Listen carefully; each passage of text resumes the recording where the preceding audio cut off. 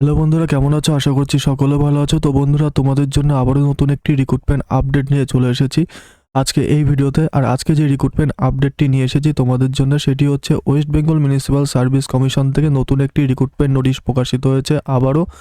তো আজকে এই ভিডিওর মাধ্যমে আমরা দেখে নেব যে এখানে কোন পোস্টে কোন জায়গায় নিয়োগ বিজ্ঞপ্তি প্রকাশিত হয়েছে, সেই সম্পর্কে ডিটেলস জেনে নেব ভিডিওর মাধ্যমে। এবং ভিডিওটি ভালো লাগলে বন্ধুরা অবশ্যই লাইক অ্যান্ড শেয়ার করতে ভুলবে না, এবং চ্যানেলটিকে সাবস্ক্রাইব করে পাশে থাকা বেল আইকনটি প্রেস করে রাখো, যাতে তোমরা এই চ্যানেলের সমস্ত আপডেট সবার আগে পেয়ে যাও।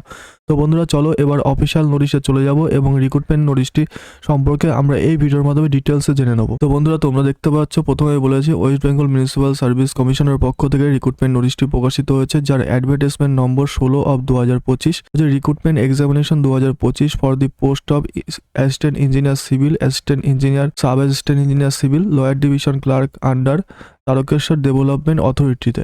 অর্থাৎ তারকেশ্বর ডেভেলপমেন্ট অথরিটিতে তোমাদের assistant engineer civil, sub assistant engineer civil এবং লয়ার ডিভিশন ক্লার্ক পোস্টে নিয়োগ বিজ্ঞপ্তি প্রকাশিত হয়েছে। এখানে বলছে online application are invited through West Bengal Municipal Service Commission official website www.mscwb.org from the citizen of India recruitment to the post of assistant engineer civil, sub assistant engineer civil and lower division clerk under Tarakeswar municipal authority on and from 26/12/2025 in reference of approved by the department of urban development and municipal affairs. তো বন্ধুরা, এখানে সম্পূর্ণ অনলাইনে application করতে পারবে তোমরা।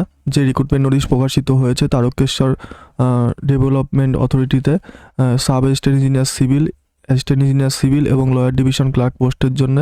এবং প্রথমে আমরা যে পোস্টের জন্য জেনে দেবো অ্যাসিস্ট্যান্ট ইঞ্জিনিয়ার সিভিল, এখানে একটি শূন্যপদ আছে ইউআর ক্যাটাগরির জন্য। পে লেভেল 16 অনুসারে কিন্তু তোমাদের 56,100 টাকা থেকে 1,44,300 টাকা পর্যন্ত স্যালারি দেওয়া হবে। এখানে বলেছে bachelor degree in civil engineering from a recognise university or institute affiliated to the All India Council for Technical Education. অর্থাৎ All India Council for Technical এডুকেশনের থেকে অ্যাফিলাইটেড যে কোনো ইউনিভার্সিটি থেকে তোমরা সিভিল ইঞ্জিনিয়ার কোর্স করে থাকো, যদি ঠিক আছে ডিগ্রি কোর্স করে থাকো, তাহলে তোমরা আবেদন করতে পারবে। এবং এখানে বলেছে এজ লিমিট কিন্তু 34 বছরের বেশি বয়স হলে তোমরা আবেদন করতে পারবে না 1 জানুয়ারি 2025 অনুসারে, যেহেতু এখানে অ্যাডভার্টাইজমেন্ট প্রকাশিত ইয়ার সম্পর্কে বলেছে। তো এই অনুসারে কিন্তু এজ প্রয়োজন, এবং age for recruitment to the post of assistant engineer civil shall not less than 18 years 1 January 2025 অনুসারে।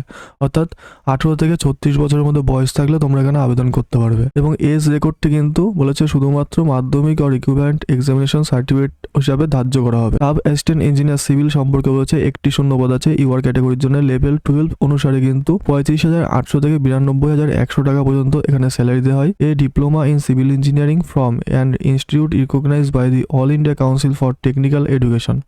অর্থাৎ তোমরা যদি সিভিল ইঞ্জিনিয়ারিংয়ে ডিপ্লোমা করে থাকো All India Council for Technical এডুকেশনের তরফ থেকে, তবে কিন্তু তোমরা এখানে আবেদন করতে পারবে। এবং 36 ইয়ার্সের মধ্যে বয়স হতে হবে, এবং 18 বছর থেকে শুরু, ঠিক আছে, মানে 18 থেকে 36 ইয়ারের মধ্যে বয়স হলে, অর্থাৎ 36 বছরের মধ্যে বয়স হলে তোমরা এই রিক্রুটমেন্টের জন্য আবেদন করতে পারবে 1 জানুয়ারি 2025 অনুসারে। তবে লয়ার ডিভিশন ক্লার্ক পোস্টের ক্ষেত্রে বলেছে একটি শূন্যপদ আছে ইউআর ক্যাটাগরির জন্য, শূন্যপদটি আছে। অর্থাৎ 3টি পোস্টে ভ্যাকান্সি কিন্তু ইউআর ক্যাটাগরির জন্য আছে।